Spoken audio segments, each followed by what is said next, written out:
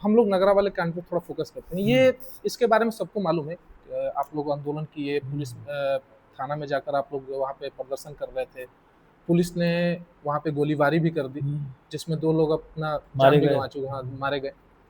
इसके पीछे का क्या था मेन मुद्दा? किस वजह से जो ये वो धरना हमारा एक प्रदर्शन हुआ था? कार्यकर्ता थे, राम प्रवेश चौहान, मेरे साथ अक्सर रहते थे। हुँ, वो बीजेपी के जिला मंत्री थे। अच्छा, तो उनके किसी पंचायत में गए हुए थे, वो उसको लोग मार दिए।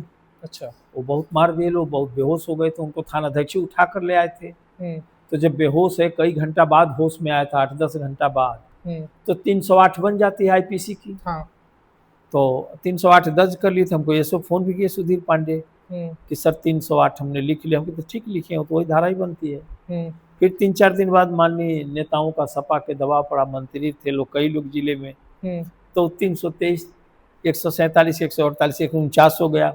हुँ, ये हो गया तो मैं मीटिंग बुलाई 10 मार्च को। तो मैंने कहा डगमंगले पर नगरा, हमने कहा कि अब सिफारिश नहीं होगा, संघर्ष होगा। हुँ, 18 मार्च थाना घेरो। हुँ, हमने कहा 18 मार्च को जयप्रकाश नारायण जी ने पटना घेरवाया था, हुँ, जिस लाठीचार्ज में उनका सर फटा था, हुँ, और उनको बचाने में उनको लेट गए नानाजी देशमुख जी, तो उनकी बांह की हड्डी टूट गई थी। हुँ, तो 18 मार्च नगरा थाना घेरो, इंसाफ हासिल करो, थाना घेरो। हुँ, वो घेराव हो गया हो। अब पुलिस अपना पहले से एरोगेंट थी, मैनेज थी उस गवर्नमेंट से। हमको एक दिन पहले मरमरिंग आ गई, कई सिपाही लोग फ़ोन किए, सर कल का प्रदर्शन कैंसिल कर दीजिए, हुँ, ये हाँ ये गोली चलाने की योजना बनी है, अच्छा। बेसिकली आप पर पहले से ये बात प्लान जानने था। के बावजूद भी आप हाँ, लोग हमें प्रदर्शन पता था, करने गए? हमारे सब लोग नज़दीकी जानते थे। हाँ, हमने कहा कि देखो प्रदर्शन नहीं रुकेगा, हाँ, अगर मेरी मृत्यु कल नगरा थाने के गेट पर होनी है या अंदर होनी है तो वहीं होगी।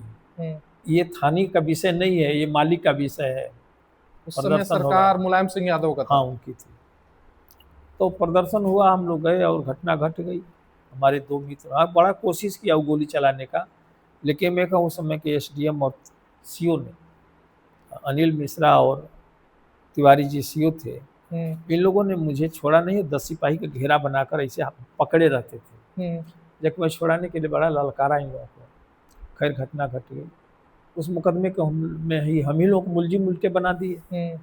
और हम लोग 3 महीना आजमगढ़ जेल में रहे। आपके साथ 18 लोग टोटल थे हाँ, शायद। टोटल तो थे 21 लोग, 3 लोग मर गए।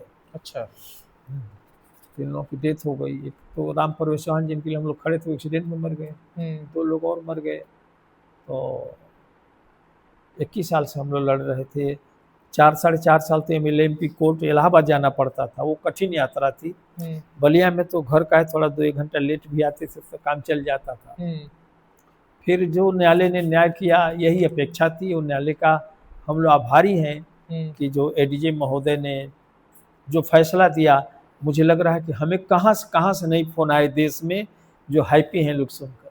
हुँ, हम खुद भी, हमको लगता था यार हम लोग आज तक किसी को थप्पड़ नहीं मारे, वो हुँ। 302 के मुलजिम हैं, 307 के मुलजिम हैं, 395-97 के मुलजिम हैं, हद है।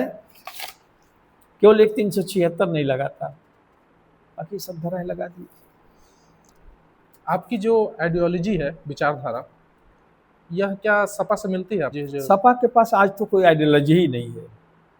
That was ideology living in doctor Ram Manohar Lohia ji hmm, and Madhu Limaye and hmm, Rajnarayan ji hmm. And George Fernandes, Surendra Mohan. इसके बाद तो क्या है, तो अब वो फैमिली पार्टी है वो। फिर भी क्या कारण था 2021 में आप बीजेपी में पहले से ही थे। अब 2021 में 2022 चुनाव से पहले आप सपा में चले गए। क्या था इसका मुख्य कारण? अब आपको तो बहुत गंभीर विषय है, जो 42 साल जहाँ काम किए हों, हुँ, जब बीजेपी का 6 एमएलए 5 एमएलए आते थे तब भी हम लोग काम करते थे। तो कभी नहीं सोचा था कि इस जीवन में पार्टी चेंज करना पड़ेगा। हुँ, लेकिन मनुष्य परिस्थितियों का दास है, हुँ, मैकाइवर एंड पेज। हुँ। क्यों? अभी ठंडा पड़ने लगेगा तो जैकेट पहनना जैकेट पहनना पड़ेगा। पड़ेगा। हम राहुल गांधी तो है नहीं कि उसके बिना काम चला लेंगे। हुँ, वो तो कुछ लेते हैं ड्रग्स और तगड़ा, जिससे उनको लहर चलने टी-शर्ट पहन लगती के है। पूरा पूरा लहर भारत चलने जोड़ो वाला वाला है। आंदोलन कर दिए थे अब वो। जैसे हम आप 4-5 रोटी खाते हैं तो पेट भरता है, हुँ, वो लोग 4 चम्मच प्रोटीन पी लेते हैं, वो लोगों को खाने की जरूरत नहीं है। हम्म? हुँ, तो प्रश्न आपका बहुत समसामयिक है। हम्म, भारतीय जनता पार्टी छोड़ने के लिए मुझे बहुत तार्किक कारण था। हम्म, मैं 302 का मुलजिम था। 27 तारीख को हम लोग मुक्त हुए हैं। हम्म, रसना में हमारे माननीय विधायक हैं राम उमाशंकर जी, हम्म, इन पर गमन का मुकदमा था 419, 420, 409, 467, 468। अच्छा। इन पर गमन का मुकदमा था बैंक के पैसे का। हम्म, सीबीसीआईडी जांच हुई। सीबीसीआईडी जांच में उन पर चार्जशीट फ्रेम हो गया, हम्म, और जब फ्रेम हो गया, वारंट कुर्की हो गई, तो माननीय हमारी ये सरकार भाजपा की मुकदमा वापस ले ली, बसपा के एमएलए की। हम्म, अब हमारी बड़ी किरकिरी होने लगी। हम्म, हमारे साथ 18 लोग दौड़ रहे हैं इलाहाबाद हाई कोर्ट में, एमएलएमपी कोर्ट में, हम्म, जबकि कार्यकर्ता के लिए था, हम्म, कार्यकर्ता की मर्यादा पर खड़ा थे। और मायावती जी के भी खिलाफ खड़े हुए तो वो भी कार्यकर्ता का अनुसूचित वर्ग के कार्यकर्ता की मर्यादा थी। हम्म, तो ये बात मैंने सबको बताई, हम्म, पार्टी के यहाँ से लेकर दिल्ली तक लोगों को बताया कि ऐसा ऐसा हो गया है, मुझे बहुत घुटन हो रही है, मैं एक्सेप्ट नहीं कर पाऊंगा। हम्म, 21 मार्च 2015 को हम्म, मैं प्रदेश कार्य समिति में, मुझे बोलने के लिए स्वतंत्र देव जी बुला दिए। अच्छा। दिल्ली लखनऊ इंदिरा गांधी प्रतिष्ठान में प्रदेश अध्यक्ष थे। तो मैं उस विषय को रखा है, तो किसानों की समस्या रखा, हम्म, कार्यकर्ताओं की समस्या रखा, हम्म, कि कार्यकर्ता स्टूल लेकर के जाते हैं थाना में पैरवी करने, उनको थाने में कुर्सी नहीं मिलती है। हम्म, तो ये सरकार कुछ लोगों के लिए बनी है या जनता और भाजपा कार्यकर्ताओं के लिए बनी है? क्योंकि जो बनाने वाला है वो अपमानित हो रहा है, हम्म, उसको घुटन है, उसके घर वालों के सपने टूट गए, उसका सपना टूट गया। हम्म, बहुत ताली बज रही थी। और बीएसपी के एमएलए का मुकदमा वापस कर लिया गया, और हम लोग 302 में ट्रायल में है कार्यकर्ता के लिए। हम्म, ये कौन सा रिश्ता है कि गमन के मुलजिम का मुकदमा वापस हुआ और कार्यकर्ता के लिए महीनों जेल काटने वाले हम लोग ट्रायल पर हैं? यही मुख्य कारण। ठीक है। के द्वारा, आपके सोशल मीडिया के द्वारा हम लोग अक्सर एक वाक्य सुनने को, हमें एक अक्सर वाक्य सुनने को मिलता है कि जो विपक्ष है अगर वो सड़क पर नहीं उतरेगी तो जो सत्ताधारी पक्ष है वो तानाशाही बन जाएगा। जब विपक्ष सड़क पर नहीं उतरेगा तो संसद आवारा हो जाती है, हाँ, डॉक्टर लोहिया कहते थे। हाँ। मैं उन्हीं अब लोगों का उदाहरण दे रहा हूँ। अब इसको थोड़ा हम लोग और डिटेल में जाते हैं। आजकल आप देखते ही होंगे जो हमारे पॉलिटिशियंस है, जो नेता है, वो अक्सर धरातल के बजाय सोशल मीडिया पे ही नजर आते हैं, वहीं पे अपना विरोध दर्ज कराते हैं, वहीं पे अपना विरोध करते हैं। बहुत सारे नेता हैं, नाम लेने से कोई फायदा नहीं है, बहुत सारे एग्जाम्पल के तौर पे। ऐसे नेताओं के बारे में आप क्या कहना चाहेंगे? देखिए, नेता तो आदरणीय है, कुछ तो अपना टाइम देते हैं समाज देश के लिए, सही बात है, उनका दोष एग्री। नहीं है। दोष उनका है जो बड़े नेता लोग हैं, इन युवाओं का जीवन खराब कर दिए हैं। सही बात बताते भी नहीं कि आपके लिए कुछ करना नहीं है। जैसे एक सांड घूम रहा था, तो उस सांड के पीछे एक सियार घूम रहा था, तो उसको हाइड्रोसील देख करके वो समझता था ना कि ये पपीता है, गिरेगा तो खाऊंगा। तो देखा, कई दिन देखा कि सरवा हमारे पीछे पीछे घूमता है। एक दिन पूछा क्यों तुम मेरे पीछे घूम रहे हो, तो बताया उसने कि वो फल गिरेगा तो खाऊंगा। तो कहा कि फल गिरने वाला नहीं बच्चा, तुम जाओ अपना काम करो। तो जो हमारे युवा है ना, उसको राजनीतिक दल इसी रूप में यूज किया है ना, कि ये नारा लगाएंगे, पोस्टर चिपकाएंगे, बूथ एजेंट बनेंगे, जिंदाबाद मुर्दाबाद करेंगे, यही ना करते हैं। लेकिन इनके लिए हमारा एजेंडा क्या है, स्पष्ट नहीं। न नौकरी, जितने राजनीतिक कार्यकर्ता हैं कम से कम इनके घर में एक नौकरी दे दीजिए।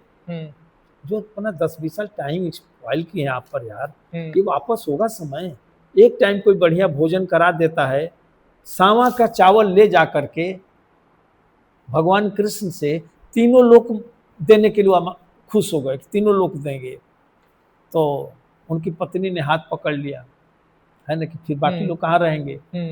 तो कहने का मतलब यह है कि मैं तो युवाओं से बहुत अटैच रहता हूँ, हाँ, लेकिन युवाओं की जो कि अब देश में नौकरियां खत्म कर दी गई हैं, पूंजीपति और आईएएस ऑफिसर, पूंजीपतियों को अपने फैक्ट्रियों में टेक्नोक्रेट्स चाहिए, बस उनका उपयोग वो कर ले रहे हैं। अगर वो भी सरकार में आवे तो उससे ज़्यादा खुशहाल हैं।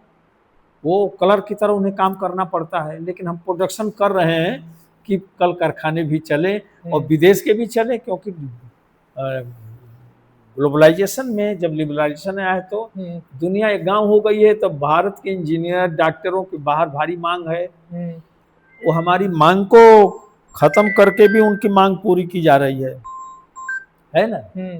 तो उस कंडीशन में युवाओं के प्रति वो भी जो इतिहास भूगोल और बीएससी बीए एमए कॉमर्स पढ़ लिया, तो इसके लिए तो कोई काम ही नहीं है। जो रिक्त पद है, जितने पद देश में 1952 में क्रिएट थे वही पद आज भी हैं। 1952 में हमारी आबादी 32 करोड़ 50 लाख थी, आज हमारी आबादी 150 करोड़ है। पद वही थे, वो भी नहीं भरे जा रहे हैं, वो भी आउटसोर्सिंग कर दिए गए। अभी मैं तो यार छोटा सा पोस्ट रास्ते में लिखा, इनसे दिन पूछा बाबू गीता शरण सिंह जी से कि सरकारी चपरासी कितना तनख्वाह पाते हैं, अरे पेंशन, तो ये कहे कि 22,000 से कम नहीं पाते हैं। तो 22,000 पर सरकारी कर्मचारी पहले वाला पेंशन पा रहा है 22,000, आउटसोर्सिंग पर एमए बीए पास लड़के 5,000 से लेकर के 10,000 दिए जा रहे हैं।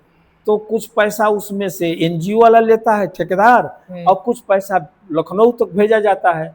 इसको सब मैं मंत्रियों से पूछ देता हूँ कि भाई साहब क्यों ही लगाए हो आप, 100 की जगह 50 दो, लेकिन 50 को अस्थायी नौकरी दीजिए आप। तो उन सबों ने कान भर दिया है ब्यूरोक्रेट्स ने कि ये कम पैसे पर इतना काम करने वाले मिल जा रहे हैं। उनका काम पर मन नहीं लगता है, उनके आंख से आंसू आते हैं, तेजाब आते हैं। मैं यूपी भवन में एक दिन फोटो डाल दिया था, 24 लड़के वहाँ आउटसोर्सिंग के हैं, लिफ्ट चलाते हैं और खाना कमरों में पहुँचाते हैं। तो हम कहें कि आप लोग अस्थाई हो, तो नहीं सर हम लोग आउटसोर्सिंग वाले हैं। कितना मिलता है, तो कोई 7,000 बताया, कोई 8,000 बताया। एक बीटेक का भी लड़का था, है ना, बीटेक किया हुआ, तो हम उसको पोस्ट पर डाल दिए फोटो से ही। तो एक मेरे मन में ये तकलीफ रहती है, और उस तकलीफ को कैसे कब हल होगी। आउटसोर्सिंग नहीं चाहिए, नौकरी चाहिए पक्का। नौकरी नहीं दे रहे तो बेरोजगारी भत्ता चाहिए 5,000 से 10,000 के बीच में, कुछ तो जी सके। जैसे विधवा को दे रहे हो, विकलांग को दे रहे हो, उसी तरह से हमारा पढ़ा लिखा लड़का को भी मान लो कि ये भी विकलांगे हो गया, इसकी जिंदगी क्या है, कुछ नहीं है, कोई मायने नहीं रखता। क्या मायने रखता है वो।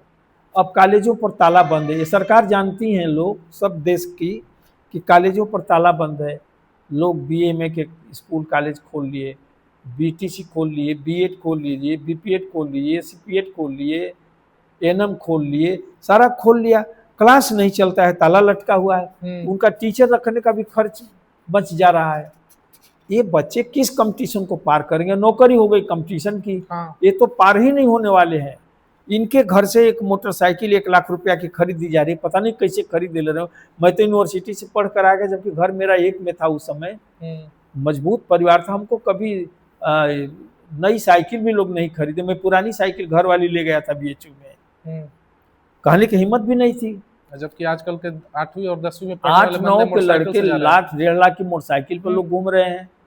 इसके अलावा मोबाइल उनके हाथ में महंगे महंगे हैं, 50,000 1 लाख 1.5 लाख के। सही बात है। तो ये आता कहाँ से है, हम तो नहीं समझ में पाते हैं।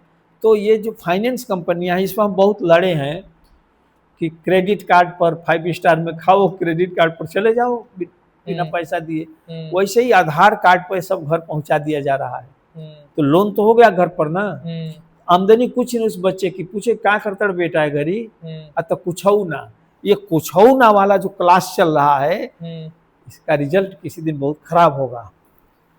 इसकी छाया दिखती जा रही है, दशा जो है ना धीरे धीरे बिगड़ती जा रही है और दिख भी रही है। तो रहा देखिए, इसमें बहुत सारे लोगों की जमीनें बिक गई, कर्जे में हैं, पढ़ाई ये हो गई, बच्चों के शादी ब्याह भी अब नहीं हो रहे हैं। अब बिहार के भी तिलकहरू आ रहे हैं तो भी टेक्नोक्रेसी ढूंढ रहे हैं या जॉब में कोई हो, है ना। सही बात। अब मुझे कहना नहीं चाहिए, अब थाना के सिपाही को भी 4 व्हीलर मिलता है, जिसको लाठी लेकर रोज घूमना है। अब उसकी दुल्हन एमए पास है, रिसर्च स्कॉलर है। अब बताइए ना, अगर रियल पढ़ी होगी, हाँ नकल वाले कॉलेज से पढ़ी हो तो खुश होगी, लेकिन पढ़ कर गई होगी तो रोज आत्महत्या सोचती होगी कि कहाँ रोज माँ बहन की गाली देता है, इसके साथ मेरी शादी हो गई है। सही बात है। मौजूदा जो मौजूदा जो बीजेपी सरकार है, इनके आप किन नीतियों से सहमत हैं, जो आपके लिए बेस्ट लगता हो? और कुछ ऐसी उनकी जो नीति बताइए, नीति क्या 2-4 ही निकल जाएँगे, नीतियाँ बात करते हाँ। हैं। कुछ ऐसी नीतियाँ बताइए, जिनसे आप असहमत हैं, जिनमें सुधार की ज़रूरत देखिए, है? हम मानव हैं, सहमति और असहमति होना नेचुरल है। हुँ, और इतना बड़ा देश है, इतनी बड़ी पार्टी है, इतनी समस्याएं लोग छोड़कर पिछले दिनों के गए हुए हैं लोग, हुँ, कि इसको हल करना सामान्य बात नहीं है। नहीं, सही बात है। भारतीय जनता पार्टी जैसे सपोज करिए कि बलिया का रेलवे स्टेशन में जाइए, सुरेमनपुर में जाइए, हुँ, रसड़ा में जाइए, फेफना में जाइए, आपको लगेगा कि नए भारत में आ गए हैं। हुँ, आज के 10 वर्ष पहले वाला व्यवस्था देख लीजिए राज्य की, आपको लगेगा दूसरे देश में आ गए हैं। तो जो रेलवे में काम किया है वो अभूतपूर्व है।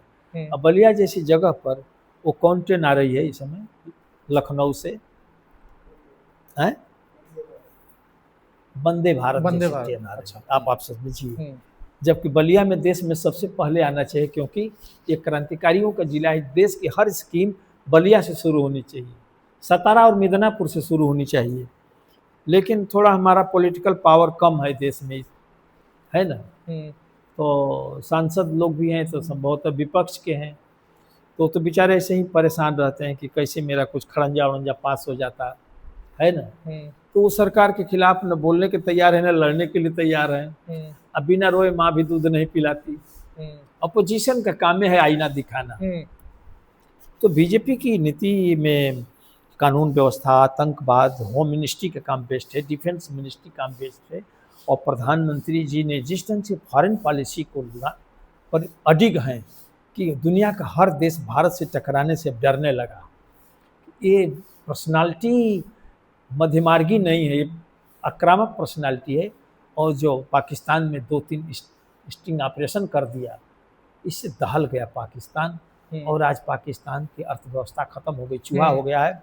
और चाइना ने भी जो पंडित जवाहरलाल नेहरू जी के समय में जो भारत की लगभग 89,000 वर्ग मील जमीन कब्जा कर ली, हुँ, उस समय भारत के जवानों के पास कपड़े का शू था, जूता पहले देखे होंगे आप, हुँ, और मस्कट थी फायर करने के लिए, एक एक गोली निकलती थी, हुँ, हर बार बोल्ट करना पड़ता हुँ, था।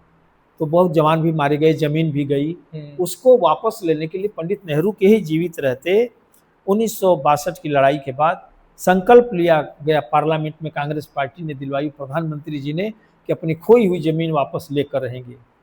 और अब आज हमारे माननीय राहुल जी चाइना से ही सूचना प्राप्त करते हैं, अब नाम नहीं लेते हैं कि जमीन नाना जी हमारे पास कराए तो उसको दादाजी वापस लिया जाए। हुँ, लेकिन जब भाजपा की सरकार में, माननीय मोदी जी की सरकार में जब घटना घटी वो गलवान में, तो भारत के जवानों ने मुंहतोड़ जवाब दिया हुँ, और उनके 50 सैनिकों को मारकर साफ कर दिया। हुँ, और इसके बाद से जब भारत की सेना कूच की है तो आगे नहीं बढ़े। 5 राफेल ना आया उस समय, हुँ, हैं? और वहाँ की 150 करोड़ जनता पर भारी पड़ गया, वो डरे, इधर झाँकते ही नहीं थे, क्योंकि भारत की सेना से वो डरते भी हैं। हुँ, बहुत आक्रामक सेना है भारत की। हुँ, और प्रधानमंत्री उन्हीं में दीपावली और दशहरा मनाते हैं, उनका मोराल बहुत हाई है। हुँ, तो ऐसे में भारत की जो विदेश नीति है बहुत स्ट्रांग है, डिफेंस पॉलिसी बहुत स्ट्रांग है, जीरो टॉलरेंस पर काम हो रहा है, करप्शन पर जीरो टॉलरेंस है। मुख्यमंत्री और मंत्री, पूर्व केंद्रीय मंत्री इतने लोग रह चुके हैं, वो जेलों में सड़े हैं करप्शन में। हुँ, अभी कितने सड़ेंगे कहना कठिन है। अभी तो ये अंगड़ाई है, आगे बहुत लड़ाई है, लेकिन एक बात डर तो गए हैं लोग ये रिश्वतखोरी से। ये तो हो गए हैं, आपने जो काम गिनवाए बेस्ट वर्क्स हो गए उनके तरफ से। कुछ तो ऐसा हो, क्योंकि इंसान के जो इंसान होता है उसके अंदर कुछ ना कुछ बुराई होती है, मैं हूँ, आप हो, कोई भी हो। कुछ ऐसा तो होगा जिससे आपकी आइडियोलॉजी ना मिल रही हो, कुछ आप चाह रहे हो उसमें बेस्ट हो, उसमें बेस्ट होना चाहिए। देखिए, कोशिश तो अच्छी हो रही है, लेकिन ऐसा पहले से वातावरण बिगड़ा हुआ है जिसके लिए टकराहट की नौबत धीरे धीरे बढ़ रही है। जैसे हेल्थ का है, हुँ, तो कांग्रेस के ज़माने से ही डॉक्टर प्राइवेट प्रैक्टिस करते थे। हुँ, हम मेडिकल कॉलेज में नहीं कर सकते हैं, लेकिन अब पटना उटना मेडिकल कॉलेज में तो मैं देखता हूँ वहाँ भी प्राइवेट प्रैक्टिस चोरी चमारी कर रहे हैं। हुँ, तो ये कांग्रेस के ज़माने से ही हेल्थ विभाग बिगड़ने लगा। अब एक प्रोफेसर प्राइवेट प्रैक्टिस करे समझ से परे है, अपने ही वतन के लोगों से घूस ले, मेडिकल कॉलेज और अस्पताल घूस ले, जांच कराने के नाम पर प्राइवेट में भेजे। मेरा मानना है कि ये सबसे गंभीर समस्या है हेल्थ की। सरकार ने आयुष्मान योजना लागू किया है, गरीबों की दवा उससे हो जा रही है, उसमें कुछ सुधार की ज़रूरत है कि जो उम्र 70 बरस तक है उसको 50 बरस तक के लोगों को सुविधा उपलब्ध करा देनी चाहिए और उसकी एक गहन समीक्षा भी होनी चाहिए। तो हेल्थ प्रॉब्लम मैं मानता हूँ। एजुकेशन जो है, एजुकेशन में भी भारी कमी है, रिसर्च वर्क भारत के बहुत कमज़ोर हैं। छात्रवृत्तियाँ बढ़ा करके कम से कम 1 लाख रुपया महीना करनी चाहिए रिसर्च वर्क में, तो यूनिवर्सिटियों में एक अच्छा रिसर्च आ सके। जब हम लोग पढ़ते थे तो BHU का रिसर्च वर्क एशिया में सबसे बेस्ट था। बहुत सारे BHU के प्रोफेसर साइंस टेक्नोलॉजी के अमेरिका नासा में काम करते थे और एक होड़ थी ले जाने की। अभी ये चीज़ें थोड़ा सा, अब जैसे हम कहते हैं कि बलिया में ये कमलेश जी हैं, ये लोग पता करके बता दें कि यहाँ के डिग्री कॉलेजों से पढ़े हुए कई % लड़कों को हर साल नौकरी सरकारी मिलती है। हम आउटसोर्सिंग वाली बात नहीं कर रहे हैं। कई % लड़कों, कितने पढ़े आप, 5 साल का आंकड़ा, 10 साल का आंकड़ा दीजिए।